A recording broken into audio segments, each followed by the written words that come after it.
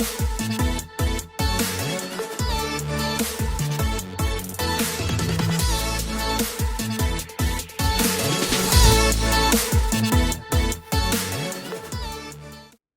had to think there. Yeah, it's 4. Didn't mean to put you under pressure, Andy. I know right it's from the off. straight into action. Your podcast episode 4, which means we're really kind of motoring at this stage. My name is Ken McGuire.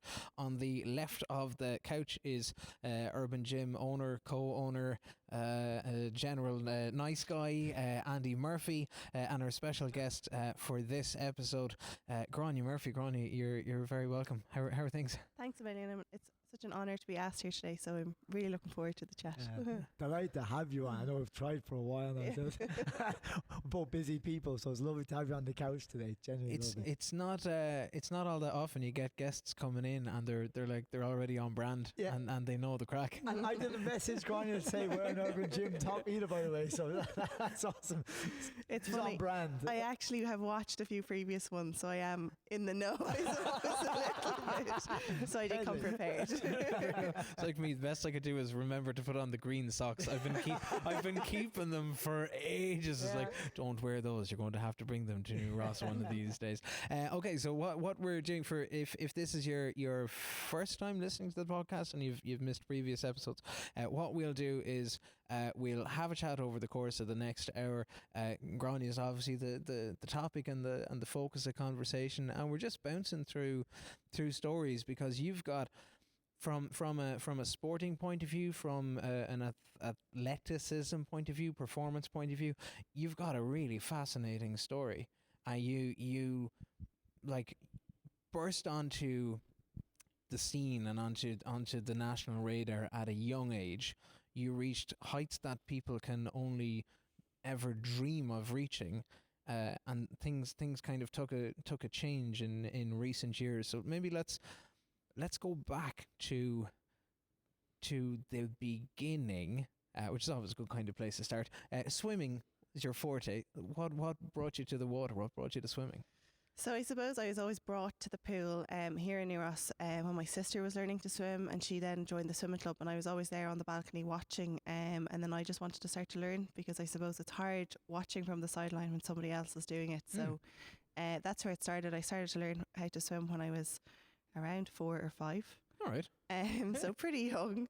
And then I suppose it just kind of developed from there. I joined the club pretty fast. I started off, my first competition was community games, which was in Mosney back then. It has now moved to Mosney. It's in Athlone, I'm pretty sure. Yeah, right. Yeah. They're all missing out on the fun of Mosney. I remember Mosney. It was like the dream. That was the Olympics for us young kids back then. But it was like a rite of passage for youngsters involved in any kind of sport, letter opening or something. What a place! What a place! Yeah, it was great, and it was great to learn about other sports, I suppose, as well, because it's the only kind of competition that all sports are brought together in Ireland. So that's where it all started. And then I went on through different local club competitions, Irish minor, Leinster minor schools, and then Irish minor schools, which is a schools competition.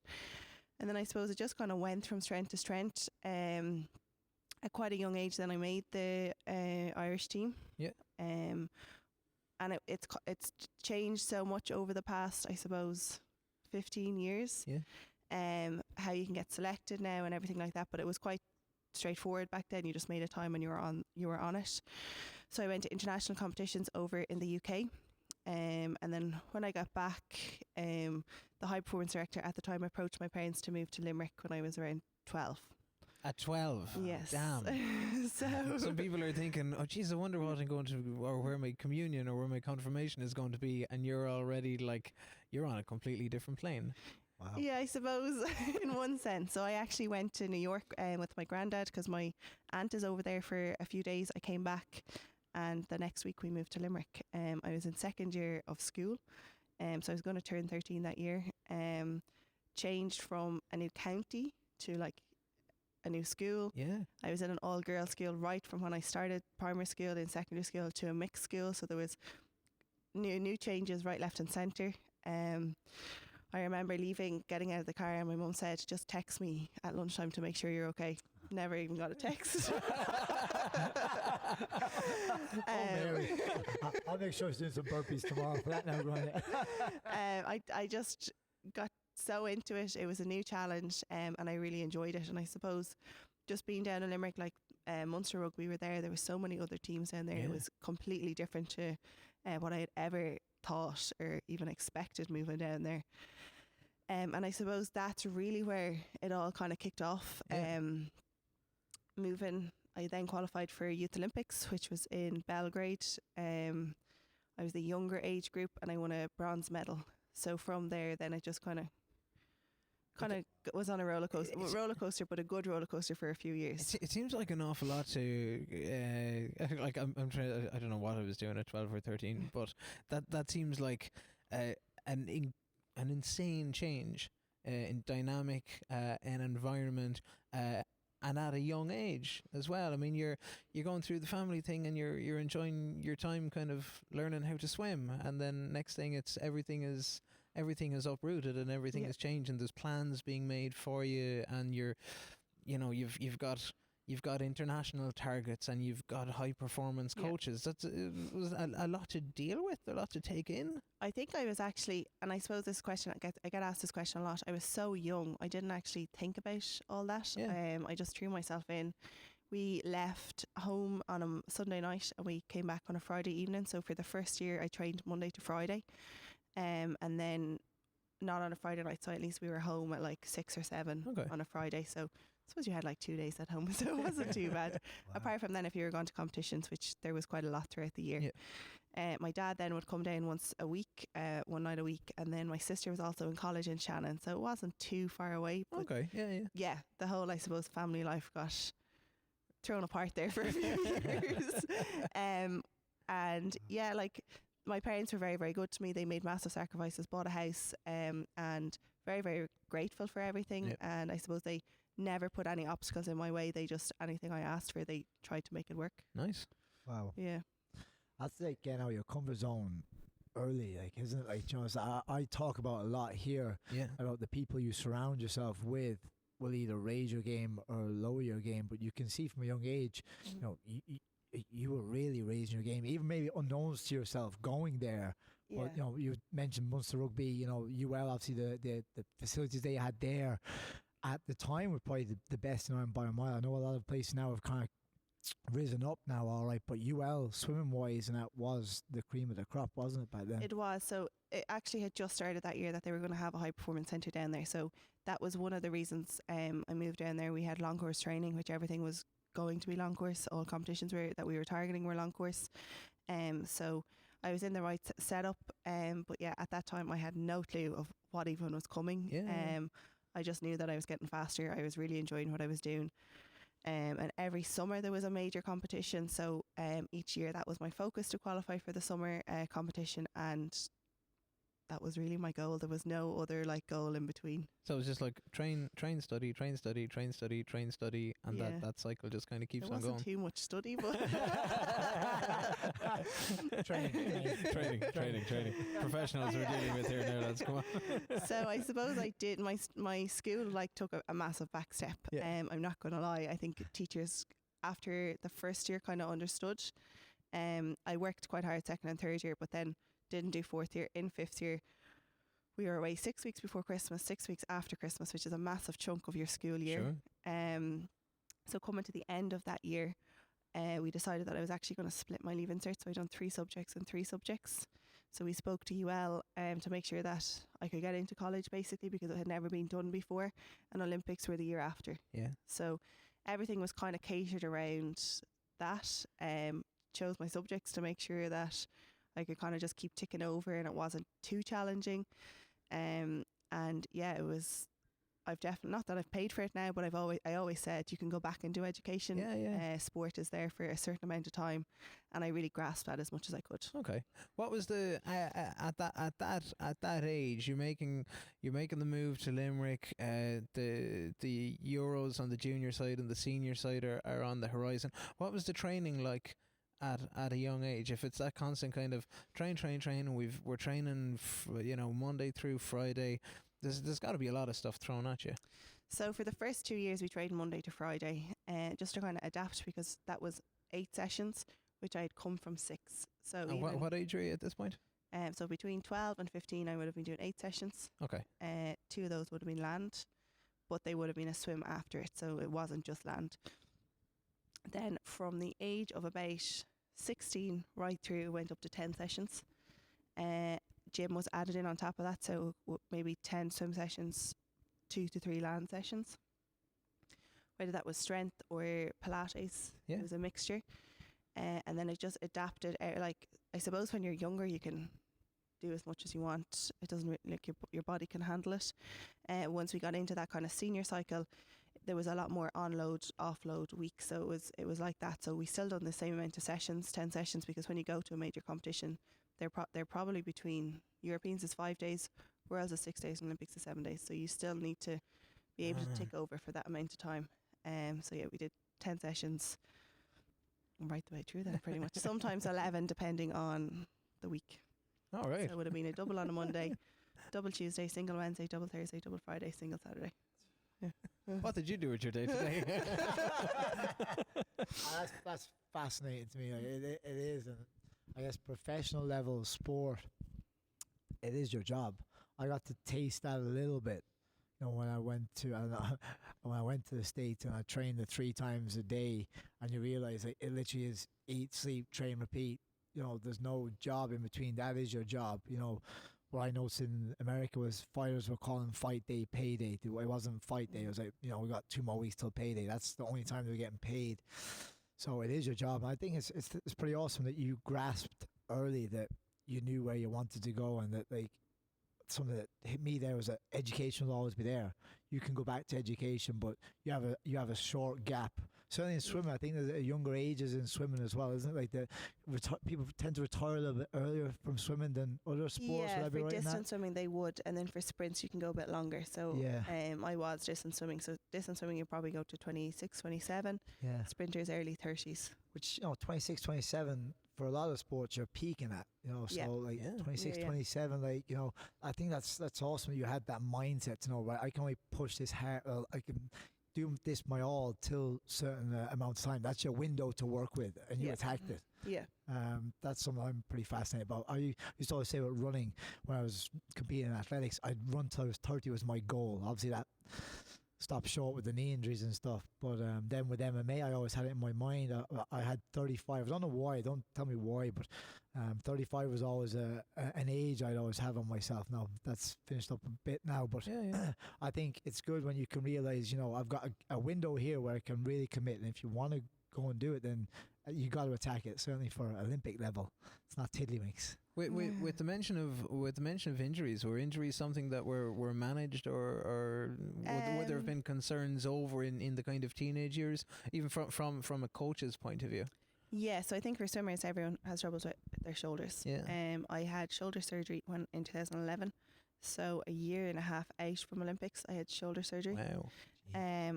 So the way you can qualify for Olympics, you can qualify from a year and a half out, so the January 2011 right up until the end of May, beginning of June of the year 2012. Oh, flip! I'm sure the Olympics are only like, you know, a month or two after that again. Like. Yeah. So. Okay.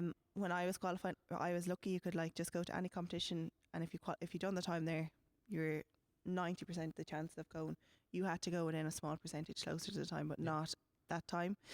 So I had this surgery in February. Got back really, really fast, probably a little bit faster than I should have. And then we had World Championships in July. So World Championships, like for distance swimming, you have to pace it really, really well. You're trusting somebody who's kind of looking at the clock from the side, whether that's your coach or somebody you trust. If you're in a race on your own, or if you have somebody there who's faster than you, you're just trying to pace off them.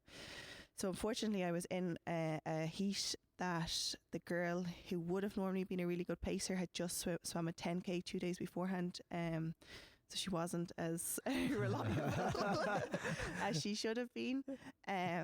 So like my pacing was just completely off. I trusted her, which I shouldn't have. I trusted my coach, which I should have. And I was 9th, so I just missed the final.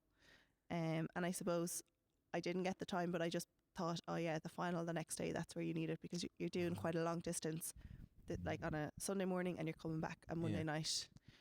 which is not a long time to recover from an 800 or 1500. So I came away from that. I hadn't qualified, which is, looking back, is one of the best things that ever happened to me. Because I had got back so far, but maybe it just wasn't my time to qualify, and qualified then in the November of 2011. Yeah. Wow. Damn. That's some serious stuff. So before 2011, 2009 was a big year for you. Yeah. You're 16 years old. Mm-hmm. You're out to the Euros. Yeah. You come home with some silverware around your neck as well. What's that like? So I had been there in 2008. So how it works is you go for 2 years. You go if you qualify as a younger age, and then as you're in age is what we call it. So I went the first year and I was on my PBs or slightly better, but I didn't make finals. Just kind of was there, I suppose, not making up numbers, but you know, you're not really 100% happy with your performance coming back. You want to be there getting second swim. So my mindset completely changed after that competition. I took, I think, a week and a half off and was back into training. So I really just focused on how can I actually get into a final, and that was kind of my goal. Not really actually standing on a podium. Was that a conversation that you have with yourself, or with your coaches and your support team, or? With my coach, I suppose it was even just there. So the first year was in Belgrade, the second year was in Prague. I sat down with him and I wasn't really happy. I suppose you always wanted to do better. So we then came back in September and we set out goals that I thought were even quite challenging at the start of the year. But just once I got training, and I suppose it was the kick that I needed to kind of progress. You think you're going faster and you're progressing, but you can always go faster if you want to. So that's kind of when the training camp started. So we were away for a lot and back. In March time, I had swam quite a fast time that I was a bit shocked around. So it was quite close to the goal that I'd set at the beginning of the year that I wanted to hit in the summer. So yeah, then I reassessed the situation with my coach and actually the sports psychologist there as well, because it's quite important that you focus on where you want to go, but you're also staying quite calm and not getting too run away. Yeah. I would never actually have told anybody my goals. So my coach, and my sports psychologist were the only people that knew. Not my parents, no one else. Like obviously they knew I wanted to do well, but not to the point of this is the time I want to do, or this is where I want to go. Then I had suspected mumps before. Bloody hell. About 2 months beforehand. So we were supposed to fly over and just see the facility.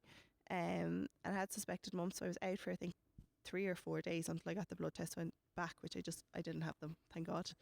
We didn't fly over just to be safe, so I rested, and just from there then there was like competition after competition, rest, and yeah, it just happened. The first day I had 2 races really, really close, so I had 400 IM and 1500 freestyle. Anybody that knows, they're quite 2 challenging races, and I only had about 45 minutes in between. So the 400 IM was first, and felt really, really comfortable. And I ended up winning the race, which I think gave me the confidence for the rest of the competition. Would those 2 styles, different distances, everything else, completely different mindset going from one to the other? Absolutely. And then like 45 minutes is it's a small window to turn things around. Yeah. So 400 IM is 100 meters of each stroke, so it's like a burst of every stroke, whereas 1500 it's pacing the whole race. Whether if the 1500 was first, I think it would have been a different outcome, because at least I had the harder, sharper one over. And yeah. Wow. Then the next day, so I actually didn't have, it was a 5-day competition. We started Wednesday and Sunday, had no time off, raced every single day. Then left that competition on a Monday, and we flew to Rome, where the World Senior Championships were on. Yeah. So in actual fact, I think I was away for about 5 weeks. Dang, what a machine. Yeah, which was nice. Constant, non-stop, wow. Because we had a pre-camp, then European Juniors, then went to a holding camp for World Championships, which was my first World Championships in 2009, and just missed out on a semi-final. Yeah. Which I think at the time, not that I didn't care, it just was, I'm happy to be here after where I've come from. European Juniors was my main target, and I'd done everything I wanted to. So Smashed it. yeah, I was happy to just be there and enjoy a senior competition. Dang. And I'm sorry, this is great. This is like back in my head is like, you get to do all of this before you're legally able to buy a pint. This, you know, you've got certain benchmarks in life that happen this. What was it like? Because you've been an advocate for working with the likes of Rich Shanahan on the sports psychology stuff, having somebody that you can bounce things off and visualize goals and movements, and sometimes it's the big picture stuff, sometimes it's just the super small things, something small that you need to do in a fight or that you need to do in your preparation. How was that dynamic with you, if it's not getting too private or too personal? I wasn't really that like structured in one sense. I suppose I'm quite a laid back person, which I don't know if it's good or bad. Once I got to the pool, so I normally warmed up about an hour and a half before my race was due to start, warmed up for 45 minutes, got changed, got my togs on, into the call room. Would be quite friendly up until I go into the call room, just like a normal day-to-day person would be. Once I went into the call room, my earphones went in and that was it. I didn't really speak to anyone. And that was my time then. So went into the call room about 20 minutes before you actually step on the block. So there's that 20-minute window. Sometimes you have like a bit of intimidating and different things like that. From being to a lot of international competitions throughout when I was younger, I think it made a massive difference to that, because it didn't really affect you. You had the experience of being in a call room, you know, the whole build up to it. You've been there many times. First time is slightly different though, isn't it? When you walk to the call room first. So for me, seeing other pro fighters sometimes, or geez, that's such and such there, or you know, it's like you said, sometimes you're just happy to be there, but then you're in there, it's like, oh. Yes. But the more you experience that, the more you actually enjoy that. I think it's cool. You had, for me, as an image of when I'm listening to Rich, I just have the earphones on before Bellator, and that's just my time. I've got Brad Pickett over in the corner of the dressing room there. You know, he's a veteran of the UFC, the WEC, everything. Like, you know, he's in the dressing room with me, and I'm just focused on what's to come. Whereas if I had been in that dressing room maybe 5 years ago, I'd be any chance to sign that there for me or whatever you're saying. You're just throwing them daggers. Fanboy or whatever. Actually, Brad Pickett did a video for me for your wedding. On the wedding, So Marina had Brad called me out. So I was like, that's a bit of a fun change, all right. Hey, but no, it's not about me. It's about Gráinne. We're back to Gráinne. And I think I was very different, whether it was and I don't mean this in a bad way, an important competition or a training competition, because we'd done a lot of training competitions when we were in heavy training, and you wouldn't be suited up, you'd just be in your regular training suit. So if it was that, I would just be a regular person, like I would be in training, chatting to people. I go into the call room and I just step on the blocks to see how where I am on that day. But I think people knew if I was looking for whether it was a time or it was a serious competition, they knew the difference. What's going through your head as soon as you step on the blocks? Is it like everything gets blacked out and everything is super silent, and then it's just bang, or what? What's it like? To be honest with you, I actually, any of my better races, I don't know what's going through my head. Okay. Like you see the crowd, but you don't really see them. You just see this people there. I will always know, no matter what competition it is, where my coach is standing. Whether it's the left or the right, it'll also depend on what lane I'm in. So I will know that for sure. But other than that, I couldn't tell you what's going through my head, unless it's just a training competition. If it's a 1500 meters when you're doing it for training, you could have done a 6k session that morning. You could have also done about a 5 or 6k warm up just to get yourself going again for the afternoon, and then you have to stand on the block and do 1500 meters. So through those, it's torture. Just to get yourself going 6,000 meters there. Swimming. Swimming. No, that's not running, that's swimming. 6,000 meters.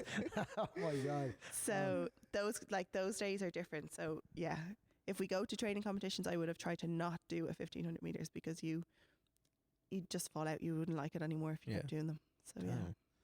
So 2009, you've the Euros, you pick up the medals, you go to Rome, you miss out in the spot in the semi-final. 2010, you're at the senior side of things, and then you start smashing things again. Yeah. Turned out to be a pretty good year. It did. So we went straight away then European short course in December, and then European long course was in July, August time. They move around each year, but that was my main focus coming out of European juniors. Never in a million years did I think that I was going to win a medal. I was going there for experience, hoping to maybe make a final, but not be in with them, in with the crew, because 2010, and I suppose every second year, because Olympics is every 4th years, the Europeans is quite strong because people are getting ready for Olympics, and then World Championships a year out is very strong. So I just gave it my all that year. We went to Fontramaux for a month in October, which I don't know if you've ever been to Fontramaux. It's in France, someplace. I was going to say it's like just left past Mosney or something, but it's definitely not. Doesn't sound too Irish. Yeah, you wouldn't know. So it's altitude training. So it's in France. I'm not even sure whereabouts in France, but it was very, very isolated. Right. There was a pool, a gym, and just someplace to wash your clothes, and that's pretty much it. That was it. Yeah.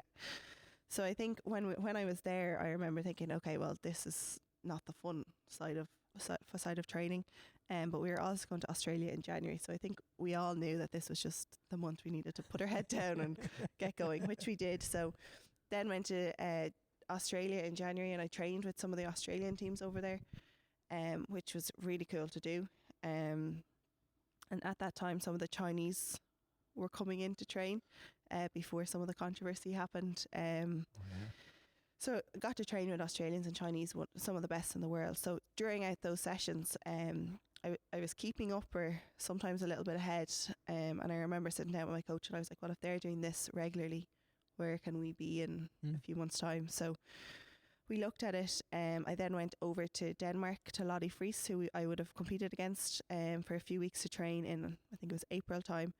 And again, she would have been the top of distance swimming at that time. So kind of threw myself into wherever people would allow, because not like many clubs or nationalities will allow other people come in. And I just got that experience, and it just went from strength to strength. I sat the first part of my Leaving Cert that year, which was quite hilarious because there was 2 competitions in June that I needed to be at. Well, I suppose I say I needed to be at, but we could have probably found one the week after, but it just wouldn't have worked.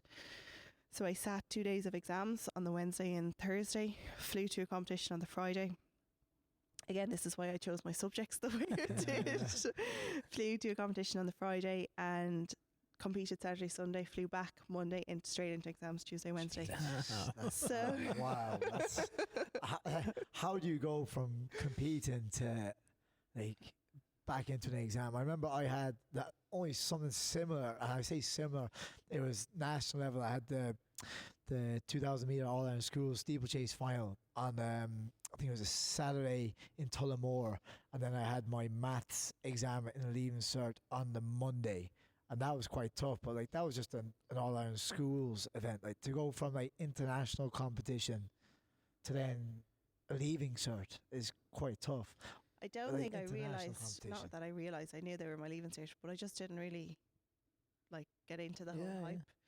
And I was only back so I arrived home on the Monday, Tuesday, Wednesday, gone again on the Thursday for another competition. So I suppose I was more worried about everyone else was going on to the next place, whereas I had to come home in between. But yeah, you just do it. Like serious mindset. Like, do you mind me asking what subjects were they? I couldn't tell you off the top of my head, but I know English and maths, and I think actually English and maths were the first year. That's tough. Or maybe it was English and Irish. It's even the conversation, like in school, You come in for your maths exam on the Monday morning. You go, well, lads, what you get up to for the weekend? That's grand. I'm literally just back from Portugal. I'm going to sit this exam. I'm going back to the airport. Yeah, most of the students are cramming that whole weekend or whatever, and they was going just doing I was going to say a few lengths, but she's actually swimming against serious competition. 6K here, 6K there, 1,500 there. Picked up a few medals. It was grand. Wow, that's different mindset altogether. Yeah, you know? I suppose I knew it was going to happen too, so I was quite prepared for that coming into it. But yeah, looking back, it was a training competition. Did I really need to be there? Probably not. We probably could have went elsewhere, done something at home for it, but why not? Yeah, when the going is why out. not? Yeah, Exactly. why not? Irish Sportswoman of the Year the same year. Yeah, Nice so little nod to pick up.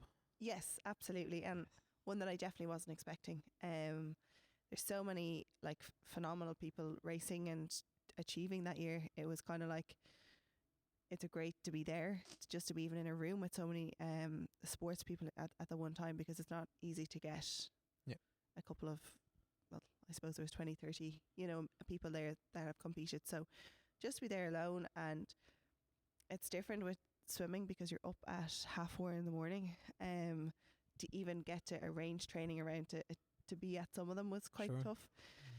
But this one, it's funny, my coach had said to me, well, you definitely need to go to that one. And he wasn't even Irish, he was from Belgium. So I thought, okay, well, maybe we need to work around it, and we did. But I was also up the next morning training in Dublin because it was on in Dublin. Wow. So it was a really great experience, and honoured to pick it up. Nice.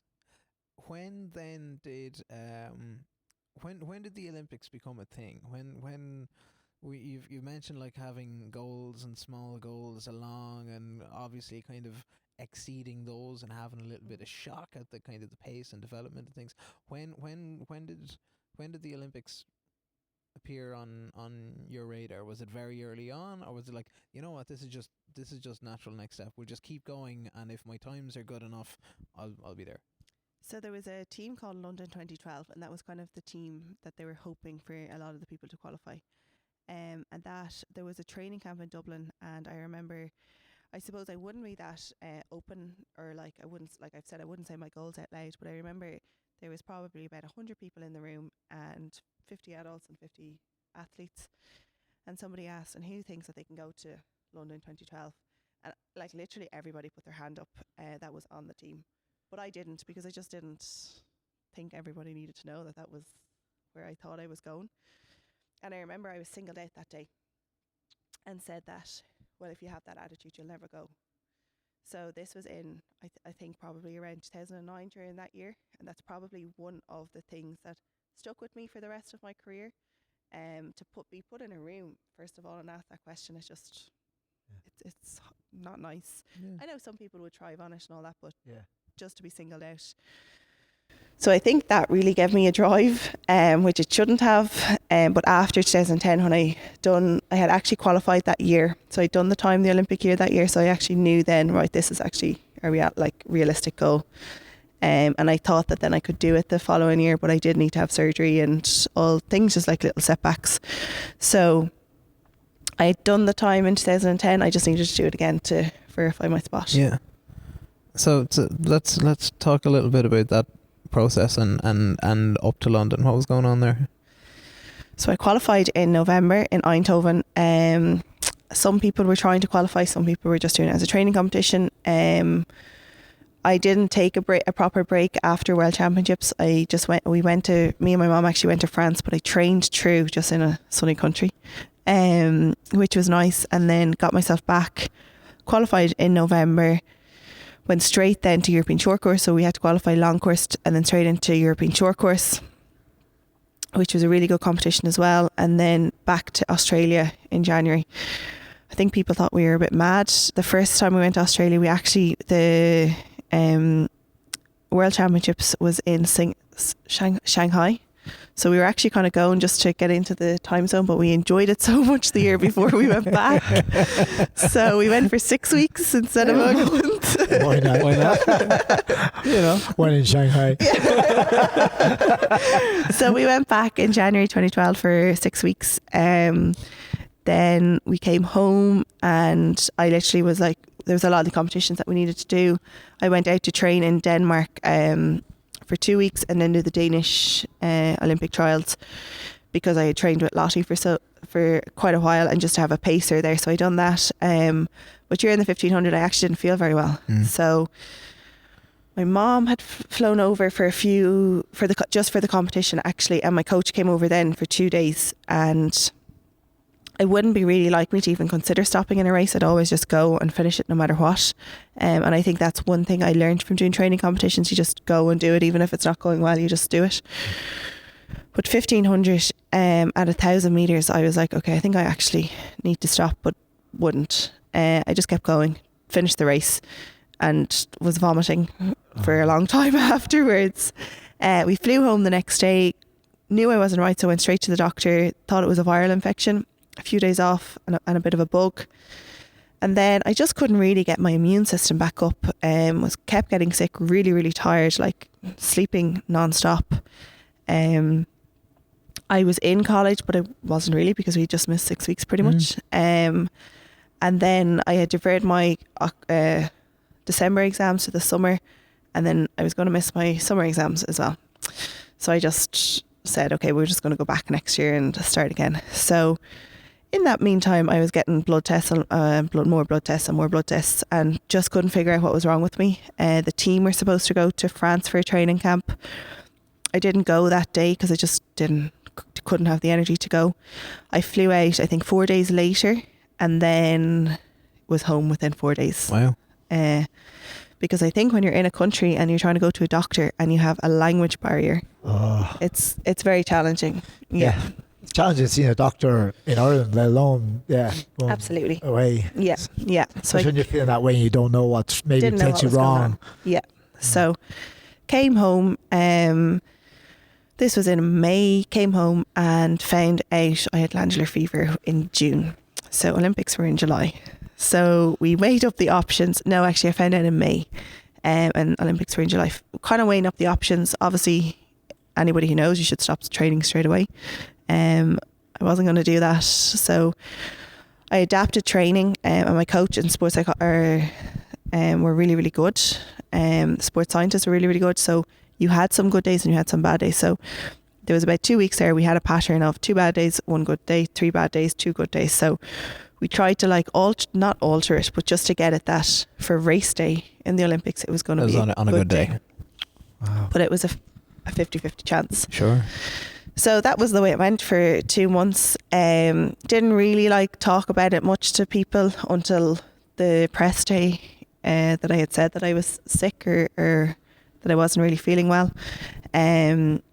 And yeah, so we went over, we put in our stuff in the village, felt great, swam in the Olympic pool, absolutely brilliant. We flew back again because we had to do more media stuff in Ireland, and then we went back over. And I knew coming up to it, it was hitting that you could kind of work it out if it was going to be a good day. But I just didn't talk about it. I just said, no, it's going to be, trying to hope for the best. And I woke up and I had the 400 freestyle, and I kind of knew that, right, this is a really big chance. So I went to the warm-up, and I just said to my coach, we're going to have to do even a shorter warm-up than we had planned.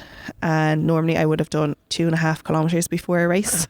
So we were down to about 800 metres. Dang. But we normally would have, we had adapted that it was going to be 1,200. Okay. So it was okay. We done 800, done the speed bits, and we both just looked at each other and nothing was said. He didn't even tell me the times. I didn't even want to know the times. And I remember thinking then, should I do it? Shouldn't I do it? And I was like, well, you know what? I'm here now. I'm going to do it. Yeah. So I went around and got up on the block, and it just wasn't my day. I knew from the get-go it wasn't my day.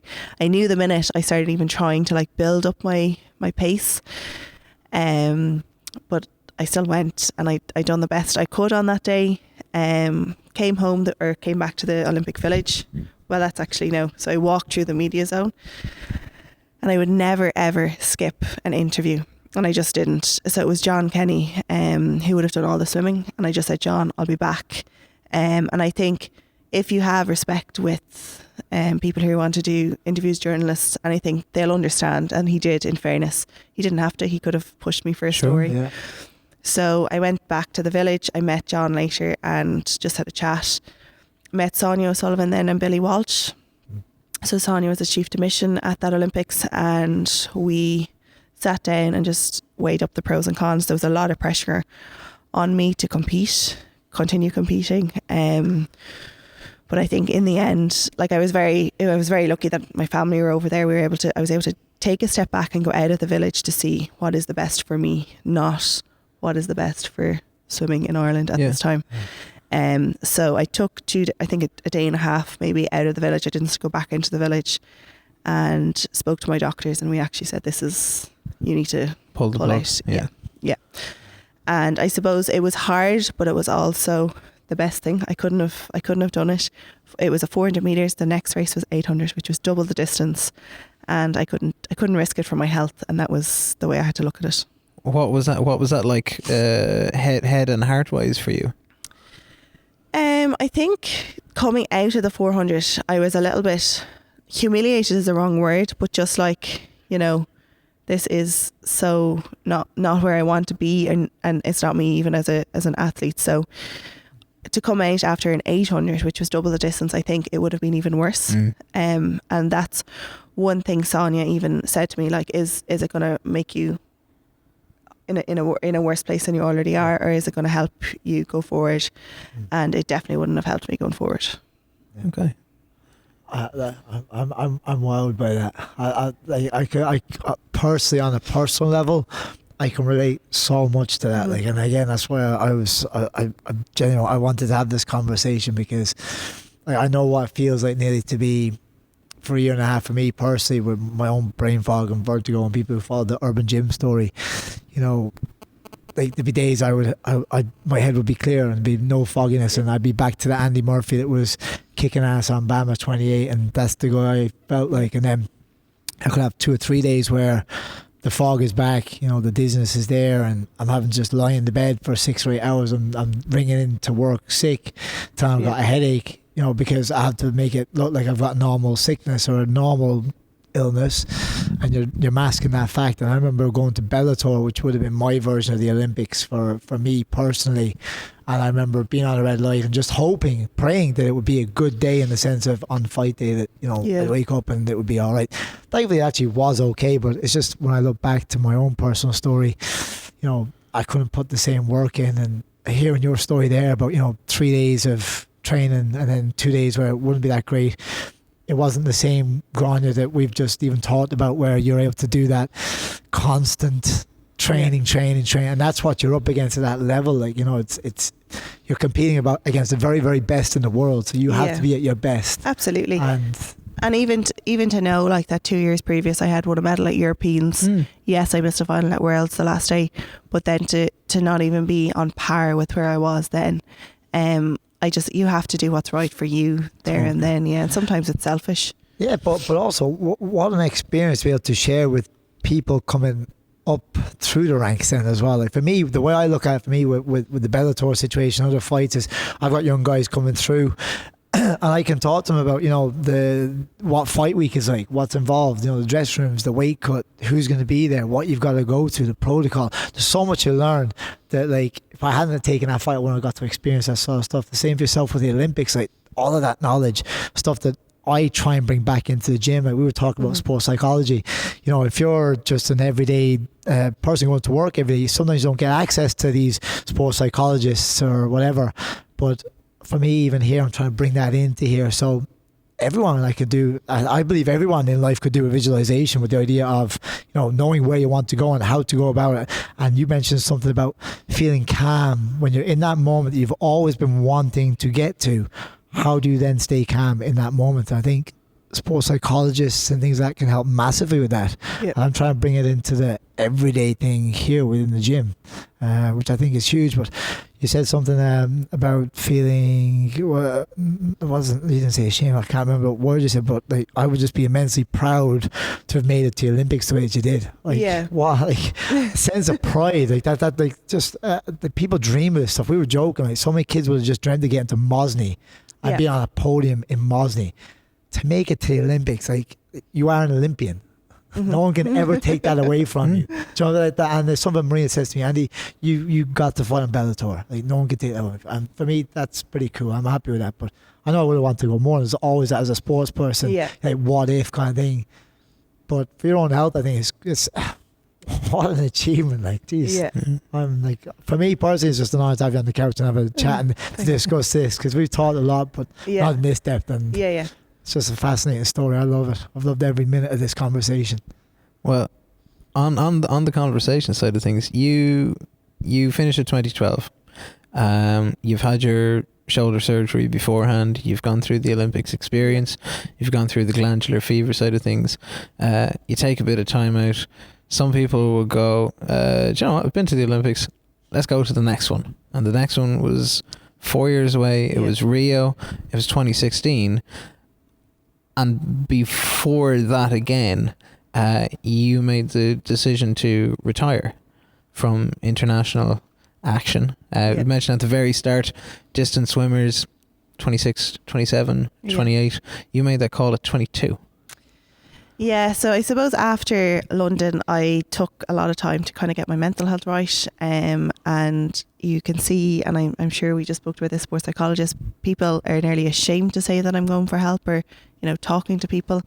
So I was very good at putting up this picture that all is fine. And I'm fine, I'm going about my day, blah, blah, blah, blah, but I really wasn't. And looking back, I suppose I probably should have been more open about that, but that's with, I suppose, experience and everything. So it took my time to get back mentally stable. Sure. And then in October, it was the first time I actually stepped foot back inside a pool. I started training back with the club in New Ross, so New Ross Swimming Club, and then like things just kind of went quite well. I was feeling better. I moved down to Limerick again. I was back in college. And then Limerick was going well for about a year, and I just decided, you know what, I need a change. I've been in Limerick since I was 11 or 12. I knew the programme. It was also a different coach, so my coach was gone after 2012. And I just said, this is my time now to find a new programme that maybe suited me, maybe didn't. So I took an opportunity to go to France and train under Philippe Lucas, who is Laura Monadou's coach, so she had done distance swimming. And I just grabbed that opportunity when it came. Was it the right one? Maybe not, but it gave me such an experience. So I flew over to France with no French. So I studied German in school. Didn't have a word of French, and arrived, and next thing all the sets were in French. And I was talking to the assistant coach, so the Philippe didn't really have a lot of English. So I soon became experts with numbers in French, and that's how, like, we had a translator to translate, but then I started picking up a little bit of French. So it was really, really good. It was a great team to be involved with.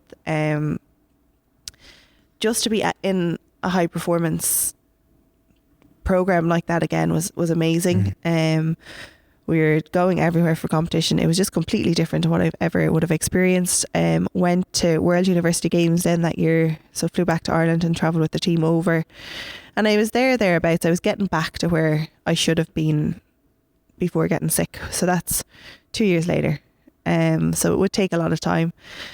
Then I went back in September, and I just wasn't really feeling well. My lungs were like, it was like I had just done, I'm not a great runner, and I never don't think will be.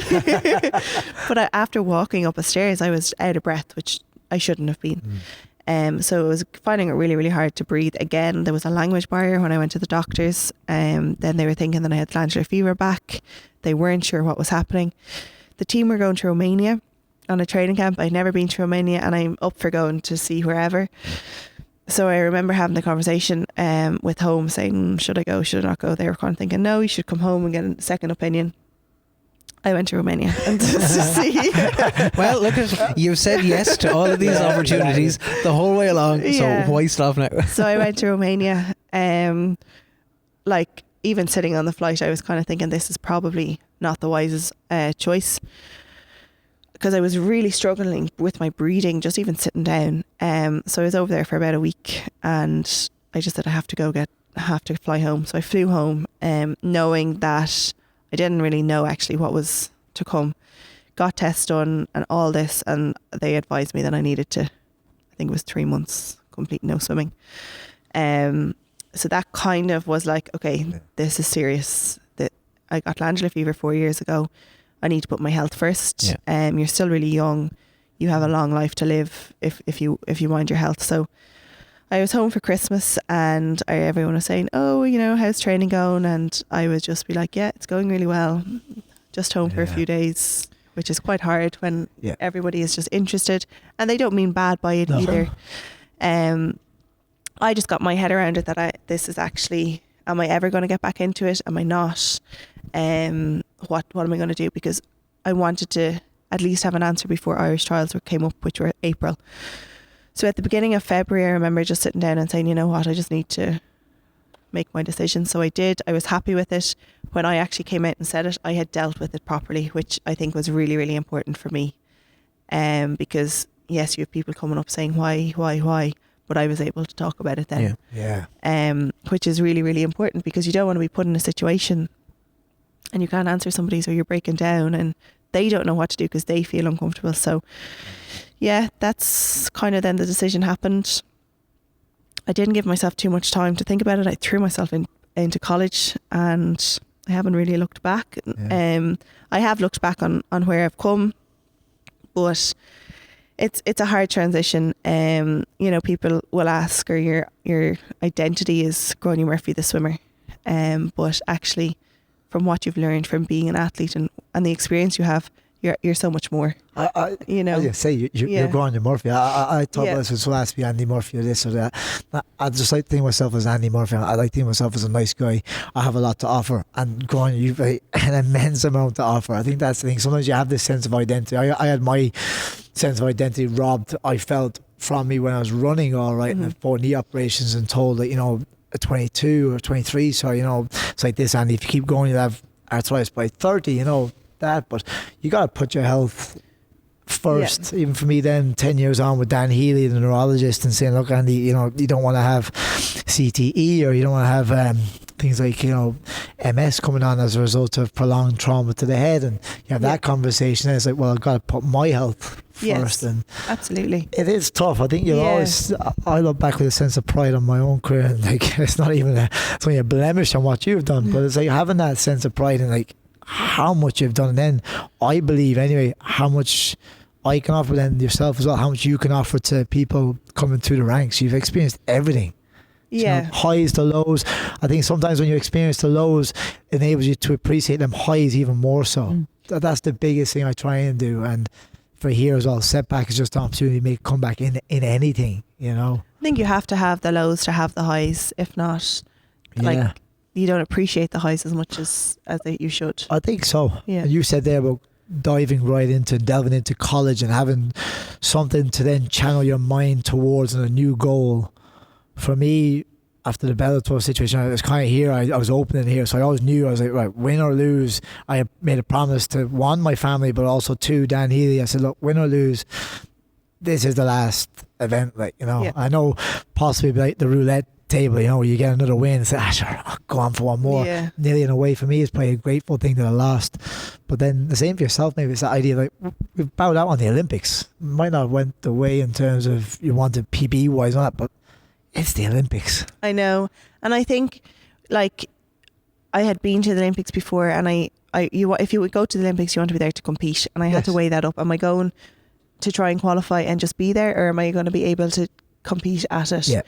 And I knew that if I was taking 2.5, 3 months out, I wasn't going to be there to compete. So it was just being realistic as well, and known from what I dealt with after 2012, it was like, was that going to happen? And I know I had to qualify before I even got there, but you know, you just have to put yourself first. Totally.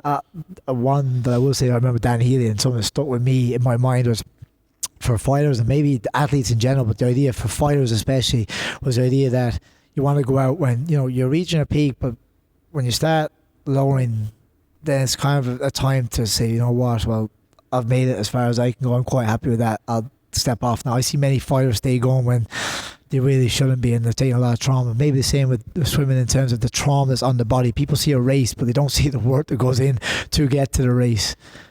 that's another thing that the everyday Joe Soper maybe just tunes into the Olympics every 4 years, sees someone swimming a race or running a race or doing whatever. Oh, geez, he's not that.